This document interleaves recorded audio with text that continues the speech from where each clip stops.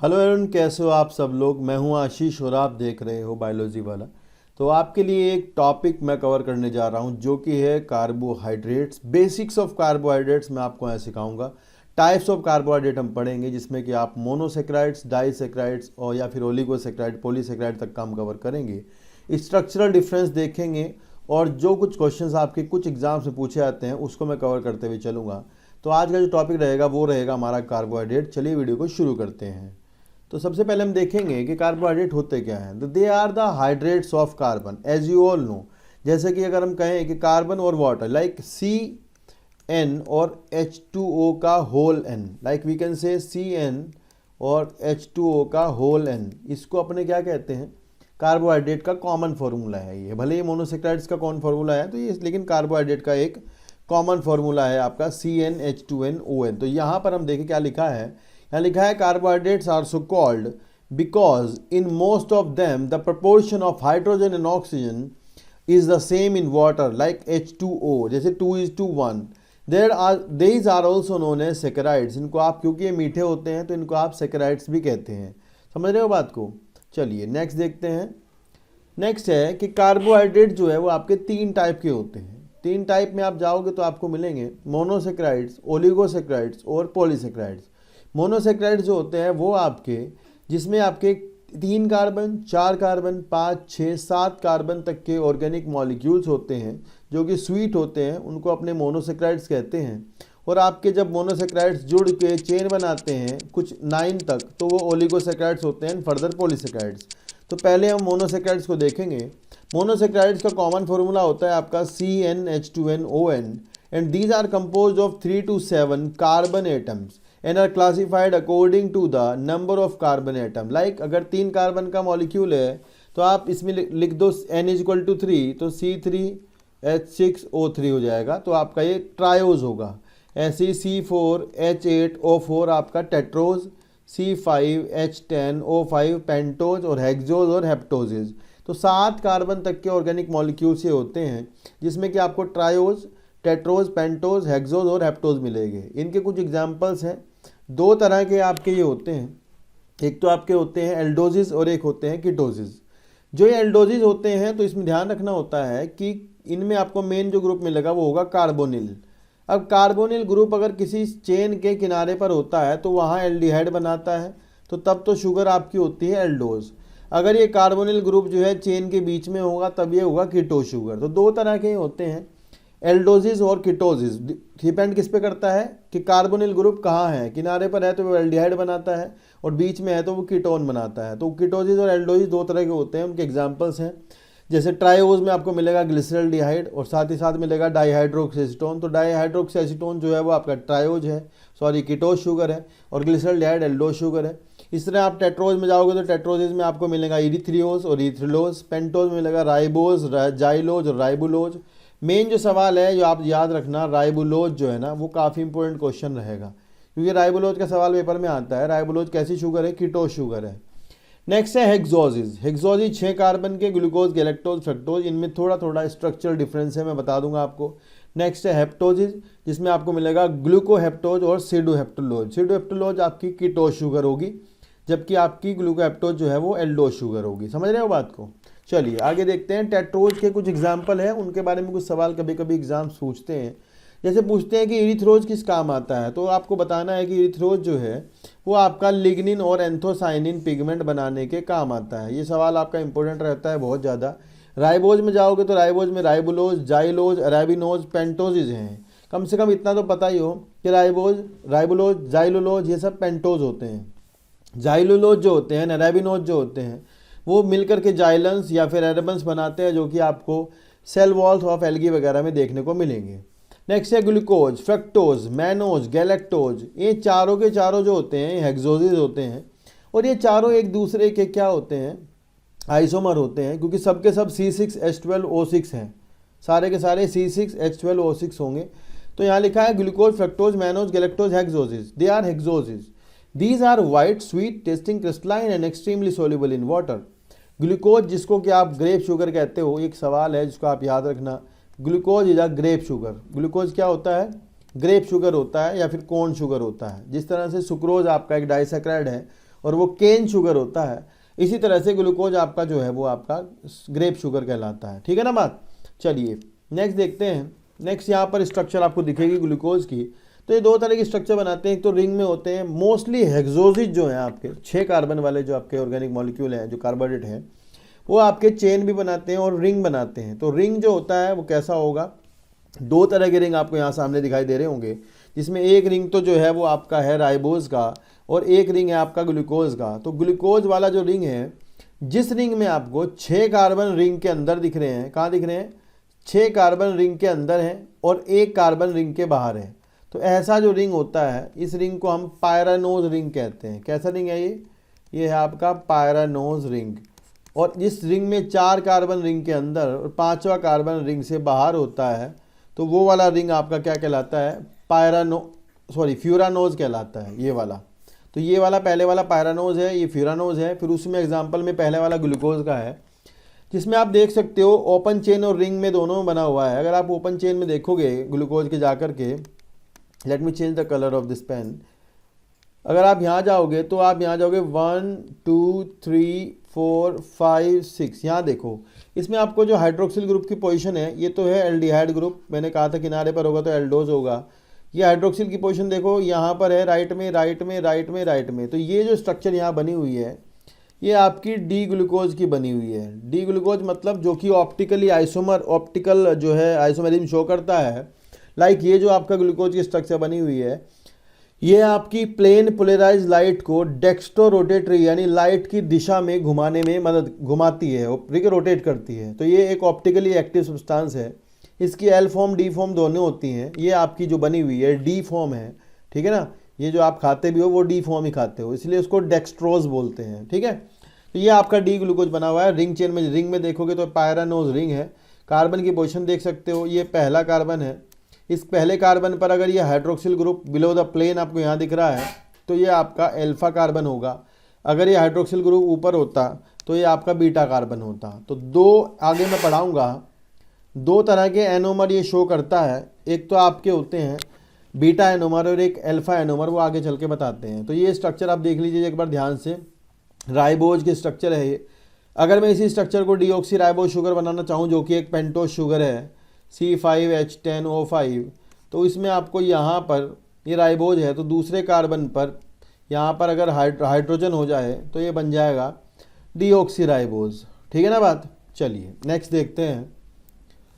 Next structure है आपकी यहाँ पर एल फ्रक्टोज की। ध्यान रखना फ्रक्टोज जो है वो एक कीटोज शुगर है। कैसी शुगर है, कीटोज। अब जब कीटोज शुगर है तो इसमें आपको मैंने कहा था कीटोन ग्रुप होता है। ये कीटोन ग्रुप है आपका जो कि चेन में बीच में है दूसरी पोजीशन पर। और इसमें आप एक चीज़ देख सकते हैं कि ये एल फॉर्म लिखा हुआ है। ध्यान रखना फ्रक्टोज का नाम है लेवुलोज। तो फ्रक्टोज जो सबसे मीठी शुगर होती है नेचुरली पाई जाने वाली, वो हमेशा एल फॉर्म में पाई जाती है, उसका नाम भी होता है लेवुलोज, ठीक है, ये ध्यान रखना। और ये स्ट्रक्चर एक बार रिंग में आप डीऑक्सी राइबोज को देख सकते हैं। ये आपका रिंग में जो डीऑक्सी राइबोज शुगर है वो यहाँ पर मिलती है। तो ये गलत बना मैं थोड़ा सा, यहाँ पर डीऑक्सी राइबोज होगा तो यहाँ H होगा, ठीक है ना, ये OH नहीं होगा, समझ रहे हो। और ये यहाँ पर जो है फॉर्म कौन सी है, एल्फा बनी हुई है, ठीक है, ये वाला। चलिए नेक्स्ट देखते हैं। लिखा है कि fructose is called as the fruit sugar and is also known as the levulose. तो ये सवाल आपको पेपर में पूछा जाता है कि लेवुलोज क्या है, तो आप बताओगे लेवुलोज इज फ्रक्टोज। और नेचुरली सबसे मीठी पाए जाने वाली शुगर का नाम जो है वो फ्रक्टोज होता है। Honey has 2 sugar dextrose and levulose. Honey में फ्रक्टोज होता है, ये बढ़िया रहता है इसलिए हनी खाने के लिए भी, क्योंकि इसमें फ्रक्टोज पाया जाता है ना। चलिए नेक्स्ट आपको ये डायग्राम दिख रहा होगा, यहाँ पर दो रिंग स्ट्रक्चर, एक रिंग स्ट्रक्चर दिख रही है आपको इसकी, क्या बोलते हैं, ग्लूकोज की, जिसमें मैंने कहा था कि यहाँ पर 2 एनोमेरिक कार्बन होते हैं। 2 एनोमेरिक फॉर्म ग्लूकोज शो करता होता है, या और भी आपके जो ये ऑर्गेनिक कंपाउंड होते हैं, जिसमें आपको दिखेगा कि पहला कार्बन है। इस पहले कार्बन पर ये ध्यान रखना है, बहुत ज़्यादा इंपॉर्टेंट बात है कि अगर ये हाइड्रोक्सिल ग्रुप इस यहाँ बिलो द प्लेन है, यहाँ पर है, इस ऑक्सीजन एटम से दूर है, तो आप बोलोगे कि ये अल्फा कार्बन है, अल्फा डी ग्लूकोपायरानोज है। रिंग जो है क्योंकि 5 कार्बन रिंग के अंदर है और छठा कार्बन रिंग से बाहर है 6 वाला, तो ये पायरानोज स्ट्रक्चर हुई, पायरानोज रिंग हुआ। इसमें भी आप दूसरी एनोमेरिक फॉर्म देखोगे, ये बीटा है। कौन सी है, बीटा। तो मैं आपको यही बताता हुआ चलता हूँ, जो स्टार्च होता है उसमें आपका अल्फ़ा डी ग्लूकोज मिलता है स्टार्च के अंदर, और जो आपका सेलुलोज है वहाँ आपको बीटा डी ग्लूकोज मिलेगा सेलुलोज के अंदर, है ना। ये बात ध्यान रखना, ये पूछ लेते हैं, ठीक है ना। यहाँ से आप कार्बन के नंबर देखना है, पोजीशंस देखनी है, हाइड्रोक्सिल ग्रुप की पोजीशन क्या होती है, कहाँ होती है, ठीक है ना। तो एनोमेरिक फॉर्म जो है वो आपका पहला कार्बन है ये वाला, जो कि आपका रिएक्टिव कार्बन होता है, इस पर मानी जा रही है, ठीक है ना। चलिए, there are two type of ring chain, there are two type of ring chain, that is pyranose ring, and which has hexagonal shape with 5 carbon atom and 1 oxygen atom. एक होता है फ्यूरानोज रिंग, that have, जैसे आपने ribose में भी देखा था, 4 carbon उसमें रिंग के अंदर होते हैं और 5वां कार्बन रिंग के बाहर होता है। रिंग में 4 कार्बन होते हैं और 1 ऑक्सीजन एटम होता है। जितने भी मोनोसेक्राइड्स होते हैं आपके जिनमें ये एनोमेरिक कार्बन पाया जाता है, ये जो मोनोसेक्राइड्स आपके होते हैं जिनमें एनोमेरिक कार्बन पाया जाता है, आप ध्यान रखना दे आर रिड्यूसिंग शुगर्स। अगर ये स्टेटमेंट कहीं आता है कि ऑल आपके जितने भी ये होते हैं, क्या बोलते हैं, monosaccharides, they are reducing sugars. अब रिड्यूसिंग शुगर जैसे कि मान लो ये आपके कॉपर जो है क्यूप्रिक को रिड्यूस करके क्यूप्रस बनाते हैं, ऐसे ही फेरिक को रिड्यूस करके फेरस बना देते हैं। तो सारे मोनोसेक्राइड्स इस रिएक्टिव एनोमेरिक कार्बन की वजह से, जो इसका कार्बन है ये वाला, इसकी वजह से रिड्यूसिंग शुगर्स होते हैं। ये वाली बात ध्यान रखना ज़रूर, ठीक है ना। आगे इस पर थोड़ी चर्चा और करेंगे, लेकिन अभी ध्यान रखना कि जो आपका एनोमेरिक कार्बन है ये रिएक्टिव है और ये रिड्यूसिंग शुगर्स बनाता है, इसलिए इनको, क्योंकि ये रिड्यूस कर देते हैं फेलिंग सॉल्यूशन को, बेंडिक सॉल्यूशन को, इनको ये रिड्यूस कर देते हैं, ठीक है ना बात। चलिए नेक्स्ट देखते हैं। नेक्स्ट है there are two type of ring chains, that is pyranose ring and which has hexagonal shape with 5 carbon, ये हमने देख लिया है। और पायरानोज, जो फ्यूरानोज होता है वो 4 कार्बन का होता है। ये स्ट्रक्चर आप ग्लूकोज फ्रक्टोज की देख सकते हैं। फ्रक्टोज का जो रिंग है वो आपको मिलेगा, ये फ्यूरानोज है, कैसा है, फ्यूरानोज रिंग है, और ये आपका है पायरानोज रिंग ग्लूकोज का।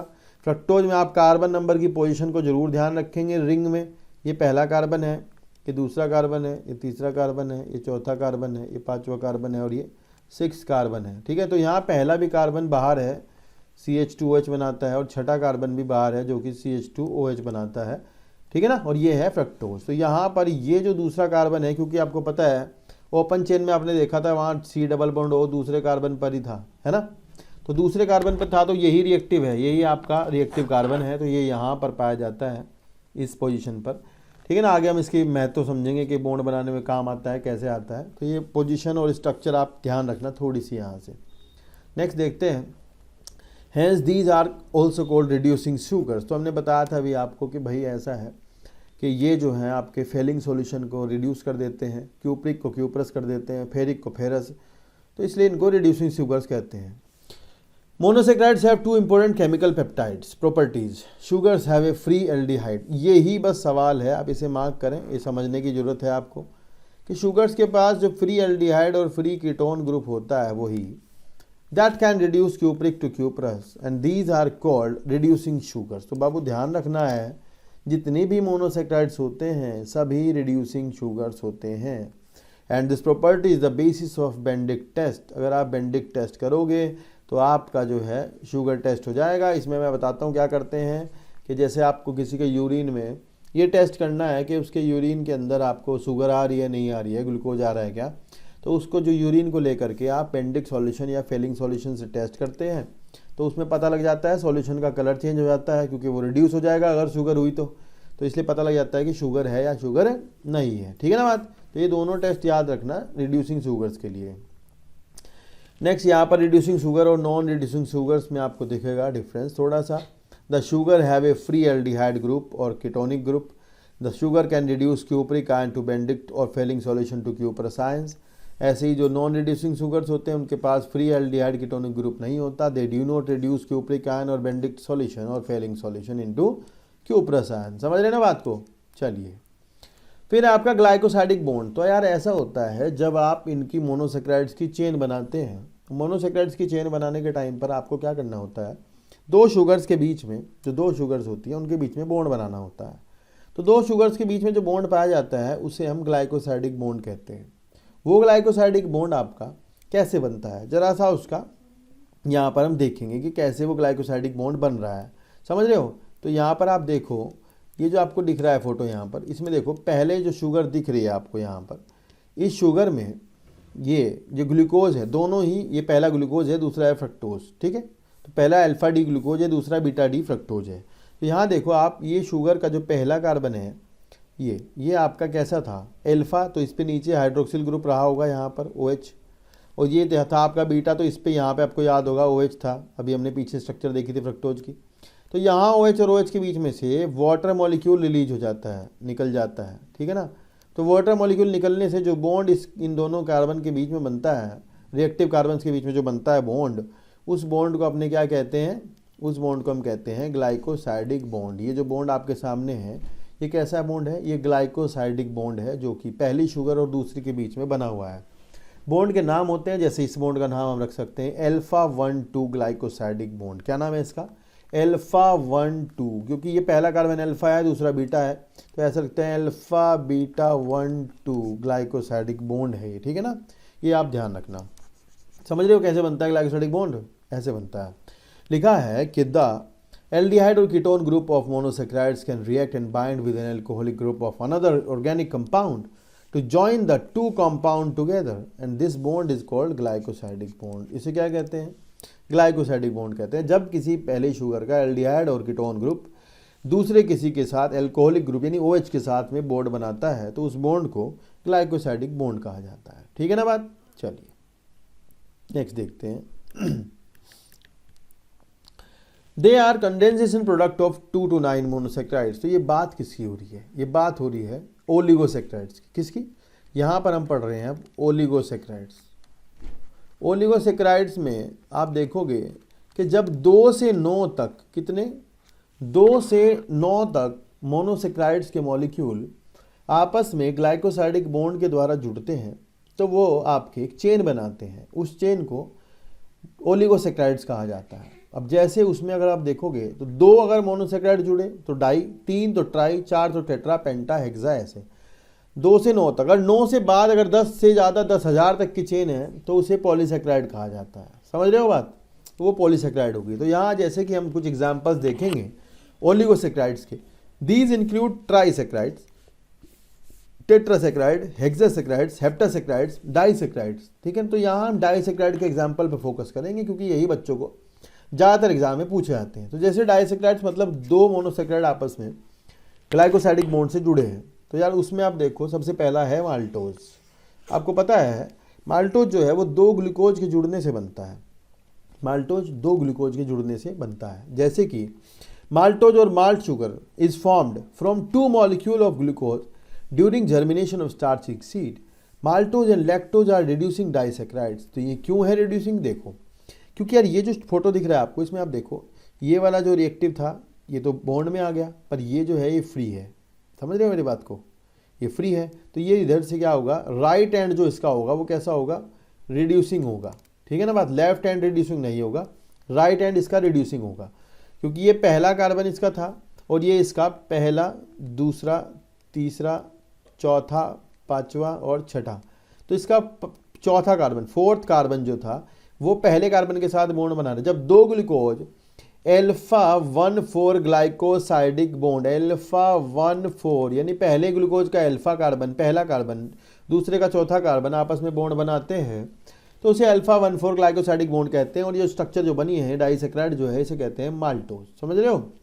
ये आपको पता होगा जो आपके सलाइवरी अमाइलेज होते हैं, जब वो डाइजेशन में डाइजेस्ट करते हैं तो अमाइलेज जो है वो स्टार्च को डाइजेस्ट करके माल्टोज में तोड़ते हैं। यही है वो माल्टोज जो कि आपका स्टार्च के डाइजेशन से बनता है। ये कार्बोहाइड्रेट पढ़ने से आपको डाइजेशन चीज़ें डाइजेशन वाली क्लियर होंगी, ध्यान रखना, ठीक है। चलिए फिर है सुक्रोज। अब सुक्रोज आपको पता है चीनी, केन शुगर, गन्ने की शुगर, प्लांट की शुगर सुक्रोज होती है, जो कि आपकी एक ग्लूकोज और फ्रक्टोज से मिलकर बनती है। ग्लूकोज और फ्रक्टोज के मिलने से बनती है। यहाँ इंपॉर्टेंट पॉइंट है, जैसे मैंने पीछे ग्लाइकोसाइडिक बॉन्ड दिखाया था तो वो आपका फ्रक्टोज और सुक्रोज ही था। तो यहाँ भी वही आप ध्यान से देखोगे कि पहला तो है आपका ग्लूकोज जो कि है अल्फा डी ग्लूकोज, दूसरा है बीटा डी फ्रक्टोज। तो जब अब देखो बीटा डी में जो दूसरा कार्बन है ना ये वाला, और ये पहले वाला कार्बन है, तो ये दोनों ही कार्बन, फ्रक्टोज का तो दूसरा कार्बन रिएक्टिव था और ग्लूकोज का पहला था, तो पहला और दूसरा दोनों बॉन्ड में आ गए। तो जब दोनों बॉन्ड में आ गए हैं तो भैया ये जो आपका हो गया सुक्रोज, ये नॉन रिड्यूसिंग हो गया। तो इसका सवाल जब भी कभी पेपर में आता है तो वो यही आता है कि नॉन रिड्यूसिंग शुगर कौन है। तो नॉन रिड्यूसिंग शुगर आपकी होती है सुक्रोज। कौन होती है? सुक्रोज होती है। क्यों होती है? क्योंकि यार देख सकते हो यहाँ पर दोनों ही रिएक्टिव कार्बन, पहला भी और दूसरे वाला भी बॉन्ड में है। अब ये रिएक्ट नहीं कर पाएंगे तो यही जो है रिड्यूसिंग होते, वरना तो ये रिड्यूसिंग नहीं होगा। ठीक है ना बात? तो ये ध्यान रखना, बॉन्ड याद करना है, अल्फा 1,2 ग्लाइकोसाइडिक बॉन्ड याद करना है, और ग्लूकोज और फ्रक्टोज से बनती है सुक्रोज। एक एंजाइम होता है इन्वर्टेज, वो उसको तोड़ता है बॉन्ड को, ये बात आपको बताई जाएगी। A molecule of sucrose is formed from a molecule of glucose and 1 fructose. Sucrose is a storage product of photosynthesis. Sugar cane, sugar beet, cane sugar कहते हैं। Sucrose does not reduce, ये सवाल इंपॉर्टेंट है, please इसे याद कर लेना। ठीक है, ये रिड्यूस नहीं कर सकता है। ठीक है ना? चलिए नेक्स्ट है लैक्टोज। लैक्टोज शुगर आपको कहाँ मिलती है? मिल्क शुगर कहते हैं लैक्टोज को, आपको याद होगा। मिल्क शुगर है ना, जो मिल्क जो मीठा होता है वो लैक्टोज के कारण होता है। जितना मीठा होता है उतना लैक्टोज है वो। तो लैक्टोज जो है वो आपका किससे बनता है? गैलेक्टोज और ग्लूकोज के बॉन्ड से बनता है। गैलेक्टोज और ग्लूकोज। अब गैलेक्टोज क्या है? गैलेक्टोज और ग्लूकोज में जरा सा डिफरेंस है। गैलेक्टोज जो है वो ग्लूकोज का ईपीमर होता है, फोर्थ ईपीमर। कौन सा? फोर्थ ईपीमर। क्योंकि चौथे कार्बन पर आप अगर पोजीशन देखोगे तो अगर मैं कहूँ ये ग्लूकोज है, ग्लूकोज में ये पहला कार्बन, चौथा कार्बन आप देख रहे हो, ये इस पर हाइड्रोजन यहाँ रहा है और OH रहा है नीचे। तो अगर आप ग्लूकोज में जाओगे तो वहाँ पर आप गैलेक्टोज में जाओगे तो आपको चौथे कार्बन पर OH की पोजीशन देखो पलट गई ना। यही बस इंपॉर्टेंट पॉइंट है कि गैलेक्टोज जो है वो फोर्थ ईपीमर होता है किसका? ग्लूकोज का। इसी तरह मैनोज जो है वो सेकंड ईपीमर होता है ग्लूकोज का। तो ये गैलेक्टोज है जो कि फोर्थ ईपीमर है किसका? ग्लूकोज का। और जब आपका बीटा डी ग्लूकोज और एक अल्फा डी ग्लूकोज के बीच में, देखो ये पहला कार्बन है और अगला मॉलिक्यूल है कौन? Alpha D glucose. तो उसके बीच में जब आपका बॉन्ड बन रहा है ग्लाइकोसाइडिक, तो स्ट्रक्चर जो फॉर्म हो रही है that is lactose. The bond beta 1,4। ये सवाल है भाई, इसके बिना पेपर नहीं छपते हैं। बीटा 1,4 ग्लाइकोसाइडिक बॉन्ड होता है, प्लीज़ आप इसे याद रखना, ये पूछा जाएगा। ह्यूमन शुगर, ह्यूमन जो मिल्क होता है उसमें लैक्टोज शुगर होती है, काऊ मिल्क में लैक्टोज शुगर होती है, और ये गैलेक्टोज और ग्लूकोज के कंडेंसेशन से बनती है। ये बात ध्यान रखना। फिर नीचे एक लाइन लिखी हुई है जो कि आपके लिए काफ़ी इंपॉर्टेंट होगी। ठीक है, पेपर वगैरह में आ जाता है।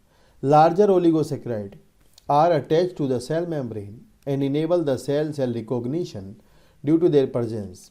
दे also take part in antigen specificity. तो यार जैसे मेम्ब्रेन होती है, RBC है मान लो आपकी, ये RBC के ऊपर आपको पता होगा कार्बोहाइड्रेट की चेन होती है, सब मेम्ब्रेन पर होती है, ग्लाइकोलिपिड ग्लाइकोप्रोटीन बनती है। तो वो जो होते हैं दे आर ओलिगोसेक्राइड्स।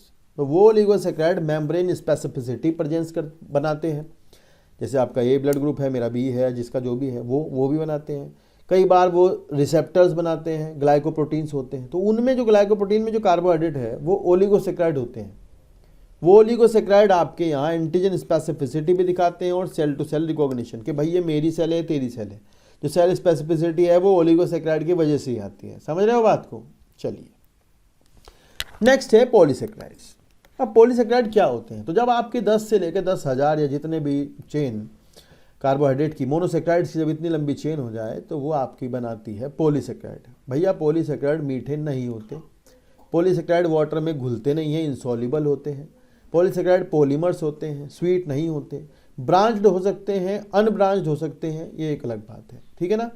तो यहाँ देखो पॉलीमर होते हैं, इनसॉल्युबल होते हैं। होमोपॉलीसेक्राइड, मान लो glucose glucose glucose glucose glucose glucose की चेन है तो वे होमोपॉलीसेक्राइड हुआ। अगर ग्लूकोज फ्रक्टोज ऐसा है तो वो हेट्रो हुआ। तो कई बार ये हेट्रोपॉलीसेक्राइड्स होते हैं और कई बार ये होमोपॉलीसेक्राइड होते हैं। तो ज़्यादातर होमो होते हैं मोस्टली, पर कुछ हेट्रो भी हैं बहुत सारे। तो यहाँ लिखा है कि जैसे स्टार्च है वो होमोपॉलीसेक्राइड है, ग्लाइकोजन एक होमोपॉलीसेक्राइड है, सेल्यूलोज भी होमोपॉलीसेक्राइड है। फ्रक्टन मतलब फ्रक्टोज की चेन है तो फ्रक्टन कहलाएगा, ग्लूकोज की चेन है तो ग्लाइकन कहलाएगा, मैनोज की चेन है तो मैनन, गैलेक्टोज की तो गैलेक्टन ऐसे बोलते हैं। जाइलन, एरेबन, गैलेक्टन ये सब होमोपॉलीसेक्राइड है क्योंकि ये तो सिंगल से ही बने हैं, उसी से ही बार बार रिपीट हुए। नेक्स्ट है heteropolysaccharides. These are the chitins. Chitin एक हेट्रोपॉलीसेक्राइड है, अगर एक हेट्रोपॉलीसेक्राइड है। अरेबिनोगैलेक्टन्स एक हेट्रोपॉलीसेक्राइड है और एक अरेबिनोजाइलेंस ये भी। और हाइलुरोनिक एसिड, हिपैरिन ये सब आपके म्यूकोपॉलीसेक्राइड्स वगैरह होते हैं। इसके बारे में बाद में कभी डिस्कस करेंगे। चलिए आगे देखते हैं। तो अब हम देखेंगे एक एग्जाम्पल को जो हमें पेपर में पूछे जाते हैं। जैसे कि सबसे पहले हम देखेंगे स्टार्च को। तो स्टार्च क्या है? स्टार्च आपको पता होगा, स्टार्च आपको पोटैटो में, आलू में मोस्टली तो वही मिलता है, चावल में, गेहूं में, मेज में, इनमें सब में मिलता है। Starch is a polymer of alpha D glucose. अब अल्फा डी ग्लूकोज की एक लंबी चेन है, उसके बीच में बॉन्ड है alpha 1,4 glycosidic bond, alpha 1,4 glycosidic bond, बार बार वही, और लंबी चेन है, वो बनाएगी स्टार्च। कैसे बनाती है? दो हिस्से उसके होते हैं, एक हिस्सा उसका होता है branched polymer, that is amylopectin. तो 85% तक ये पार्ट है और लगभग 15% तक जो है वो अमाइलोज पार्ट होता है उसके अंदर, ठीक है ना। तो अमाइलोपेक्टिन अगर देखेंगे तो वो ब्रांच पॉलीमर है। तो 2000 से 2 लाख तक ग्लूकोज के मॉलिक्यूल, वो भी अल्फा डी ग्लूकोज, अगर एक स्ट्रेट चेन बनाते हैं और ब्रांच होती हैं 25 ग्लूकोज के रेजिड्यूज के बाद, 25 के बाद फिर ब्रांच निकलती है, जहाँ ब्रांच होती है वहाँ अल्फा 1,6 बॉन्ड होता है। तो ये बॉन्ड याद रखोगे, ये अल्फा 1,6 ग्लाइकोसाइडिक बॉन्ड, इस ग्लूकोज का जो छठा कार्बन है वो इसके ऊपर वाले के पहले कार्बन से ग्लाइकोसाइडिक बॉन्ड बनाएगा, तो उससे आपका बनेगा अल्फा 1,6 लिंकेज। तो ब्रांच के बाद फिर से सीधी हो रही है, ब्रांच हुई फिर सीधी हुई, तो ये लगभग 2-2 हज़ार लंबी, 2-2 लाख लंबी होती है, मतलब इतने रेजिड्यू, इतनी यूनिट इसमें ग्लूकोज की होती हैं। ये आपका होता है amylopectin, and that is a branched polymer of glucose which is a part of the starch. 85% of starch is made up of the amylopectin, and next part is of amylose. Amylose is a linear or helically coiled chain of alpha D glucose in which the bond is with alpha 1,4 glycosidic bonds. तो यहाँ लिखा है amylose that consists of 1,4 glycosidic linkage between the D glucose, D मतलब alpha D glucose, and it is a straight chain and helically coiled after 200 and 1000 glucose unit की लगभग बनी होती है। स्टार्च फॉर्म ए हेलिकली सेकेंडरी स्ट्रक्चर। तो इसी वजह से, ये हेलिकल सेकेंडरी स्ट्रक्चर की वजह से जो ये 6 ग्लूकोज के मतलब ऐसे टर्न बनाता है ये वाला इस तरह से, तो इस टर्न की वजह से ये आयोडीन को होल्ड करता है, आयोडीन को होल्ड करता है। तो ये ब्लू ब्लैक रिएक्शन देता है आयोडीन के साथ। समझ रहे हो बात, है ना। ये पूछा जाता है कि स्टार्च जो है वो आयोडीन के साथ ब्लू ब्लैक रिएक्शन देता है, तो आप कहोगे हाँ जी, क्योंकि ये हेलिकली कॉइल्ड होता है और ये I2 को होल्ड कर सकता है, जबकि सेलुलोज ऐसा नहीं कर सकता। सेलुलोज ऐसा हेलिकली कॉइल्ड नहीं होता। हाँ, वो भी ग्लूकोज का ही है, वो भी ग्लूकोज का ही बना है, पर वो ऐसा नहीं होता है, तो वो इसलिए होल्ड नहीं कर सकता। तो ये आपकी सीधी चेन जो है, इसमें अल्फा 1,4 ग्लाइकोसाइडिक बॉन्ड होगा, ये बनाएगी अमाइलोज, और अमाइलोपेक्टिन मिलकर बनाएंगे स्टार्च। ठीक है ना बात। चलिए नेक्स्ट है ग्लाइकोजन। ग्लाइकोजन जो है वो एनिमल स्टार्च भी कहलाता है, क्योंकि आपके अंदर जो स्टोर्ड होता है वो आपका ग्लाइकोजन है। एनिमल स्टार्च यानी कि ग्लाइकोजन आपकी मसल्स में, आपके लीवर में स्टोर होता है, लगभग 300 ग्राम आपकी मसल्स में और 100 ग्राम लगभग लीवर पे में भी, आई थिंक इतना स्टोर होता है। कैसे बना होता है, उसकी स्ट्रक्चर क्या होती है? तो इसमें भी क्या होता है, जो चेन होती है ब्रांच्ड भी होती है, समटाइम हेलिकली कॉइल्ड भी होती है, और उसमें ऐसा होता है कि लगभग 30,000 ग्लूकोज यूनिट जो है वो बाई अल्फा 1,4 ग्लाइकोसाइडिक बॉन्ड से जुड़ी होती है, ठीक है। और ज़्यादा ब्रांच होता है स्टार्च से, अमाइलोपेक्टिन से। ब्रांचिंग पॉइंट पर बॉन्ड होगा alpha 1,6 glycosidic bond, and branching जो है वो 10 से 14 ग्लूकोज के बाद होगी। वहाँ 25 के बाद थी, 10 से 14 के बाद थी। ज़्यादा ब्रांचिंग यहाँ है, उससे ज़्यादा ब्रांचिंग होती है यहाँ पर, ये वाली बात ध्यान रखना। ग्लूकोज से ज़्यादा ब्रांचिंग होती है, उससे क्या बोलते हैं, अमाइलोपेक्टिन से।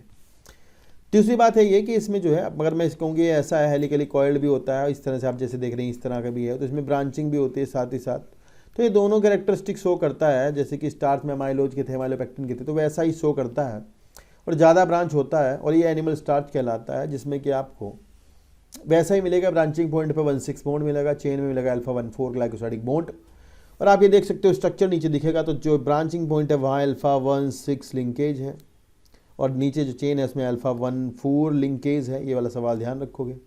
ध्यान रखना है अगर राइट एंड जो इसका होगा, अगर मान लो ये ग्लूकोज की लंबी चेन है, तो लंबी चेन में भाई पूरे या लास्ट वाला जो होगा ये, क्योंकि यार ये तो आपका वो वाला कार्बन हो गया एनोमेरिक वाला, तो ये रिएक्टिव होगा, तो ये रिड्यूसिंग होगा। तो ध्यान रखना right end of this, right end of the sugar, right end of the polymer, मतलब right end of glycogen is the reducing part. Left hand reducing नहीं होता है, क्योंकि यार राइट में जाकर लास्ट में तो आपको मिलेगा ना वो जो एनोमेरिक कार्बन होगा, that is reactive, that will reduce the cupric to cuprous, है ना। ये वाली बात ध्यान रखोगे। चलते हैं आगे। इनुलिन, एक चीज़ है इनुलिन। तो यार इनुलिन क्या है, सवाल आपको पूछते हैं बाबू। इनुलिन जो है वो आपका फ्रुक्टन है। क्या है? फ्रुक्टन। अब फ्रुक्टन क्या होता है? फ्रक्टोज की जो चेन होती है ना, उसे हम कहते हैं इनुलिन। फ्रक्टोज की चेन को फ्रक्टन कहते हैं, और फ्रक्टन एक तरह का, एक इनुलिन एक तरह का फ्रक्टन है। जो कि आपको डहेलिया की रूट से मिलता है। ये सवाल पूछेंगे। दूसरा पूछेंगे कि इसका काम क्या है, मैं बताता हूँ काम क्या है। ये आपको डहेलिया की रूट्स में, ट्यूबर्स में मिलता है। जब किडनी टेस्ट करनी होती है तो किडनी टेस्ट करने के लिए इनुलिन दिया जाता है। किडनी इसको अगर डायरेक्टली बॉडी से निकाल देती है तो किडनी ठीक है, मतलब किडनी फंक्शन टेस्ट करने के लिए इनुलिन दिया जाता है, वहाँ एब्जॉर्प्शन नहीं होता इसका, ऐसा है। नेक्स्ट है सेल्यूलोज। सेल्यूलोज आपको पता है कहाँ मिलता है। सेल्यूलोज आपकी सेल वॉल में, plant cell wall mostly made up of cellulose, है ना, ये सबको पता है। सेल्यूलोज में और स्टार्च में फ़र्क क्या है, ग्लाइकोजन में फ़र्क क्या है। आपको ध्यान रखना है कि सेल्यूलोज में जो आपका ग्लूकोज होता है वो बीटा डी ग्लूकोज होता है। कैसा? Beta D glucose. अब बीटा डी ग्लूकोज मतलब OH ऊपर, तो नेक्स्ट मॉलिक्यूल जो है ना वो 180 डिग्री टर्न्ड होता है, यहाँ दिखाया नहीं गया है। नेक्स्ट मॉलिक्यूल 180 डिग्री टर्न्ड होता है, पलट जाता है, और बॉन्ड जो बनता है बीच में वो बनता है बीटा 1,4 ग्लाइकोसाइडिक बॉन्ड। तो यहाँ ध्यान रखने की बात यही है कि जो बॉन्ड होगा सेल्यूलोज में ग्लूकोज के बीच में, एक तो ध्यान रखना ग्लूकोज जो है वो बीटा डी ग्लूकोज होगा, दूसरा जो बॉन्ड होगा वो बीटा 1,4 ग्लाइकोसाइडिक बॉन्ड होगा। ठीक है ना, ये इंपॉर्टेंट पॉइंट है, बाबू ध्यान रखोगे।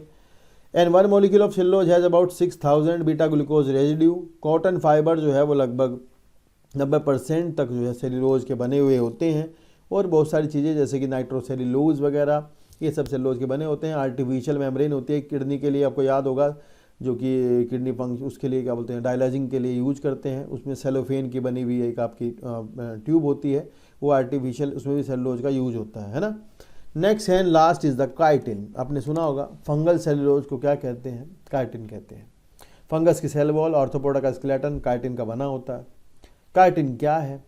काइटिन जो है एक पॉलीसेक्राइड है जो कि skeleton of exoskeleton of insect में मिलता है, क्रैब्स में मिलता है और प्रॉन्स में मिलता है ना बाबू। और फंगल सेलुलोज भी कई बार लोग इसको कहते हैं। काइटिन सिमिलर टू सेलुलोज, यहाँ भी बीटा फॉर्म में होती है शुगर, पर यहाँ शुगर नहीं होती, यहाँ आपको एमिनो शुगर मिलती है। क्या मिलती है? Amino sugar. अब अमीनो शुगर कैसी होती है ये आप देख सकते हैं। इसका जो दूसरा कार्बन है यहाँ पर, इस पर आपने देखा एसिटाइल ग्रुप लगा है और एक NH2 लगाया है, तो ये N एसिटाइल ग्लूकोसा अमीन है। ग्लूकोज में दूसरे कार्बन पर NH2 के साथ एसिटाइल ग्रुप लगा है, तो ये बन गया N एसिटाइल ग्लूकोसामीन। इसका पॉलीमर है कौन? काइटिन। समझ रहे हो? तो ये बस सवाल है जो आएगा पेपर में। N acetyl glucosamine is the polymer, या फिर chitin is a polymer of N acetyl glucosamine in which the bond is the beta 1,4 glycosidic bond. And although chitin is soft, leathery, it become hard when impregnated with calcium carbonate and certain proteins. तो ये hard हो जाता है इनके साथ मिल करके। इसका सवाल आपसे पूछेंगे यही कि जो आर्थ्रोपोडा होते हैं उनका एक्सोस्केलेटन किसका बना होता है, प्रॉन्स का, क्रैब्स का, या फंगल सेलुलोज किसका बना होता है, ऐसा सवाल पूछ लेंगे।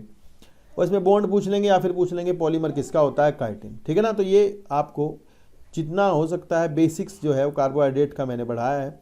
इसमें आपको जो चीज़ें आपको अच्छी लगी हो तो आप कमेंट करके बताना मुझे क्या समझ में आया है। और अगर आपको इस तरह के कोई भी टॉपिक की वीडियो चाहिए तो आप उसके लिए कमेंट करके बनवा सकते हैं, बता सकते हैं, मैं उसके लिए बना दूंगा आपको वीडियो। और आप इसको ध्यान से पढ़ना क्योंकि इसमें से कुछ सवाल बॉन्ड, कौन सा बॉन्ड क्या, किस जगह कितना बॉन्ड होता है, ये पूछा जाता है।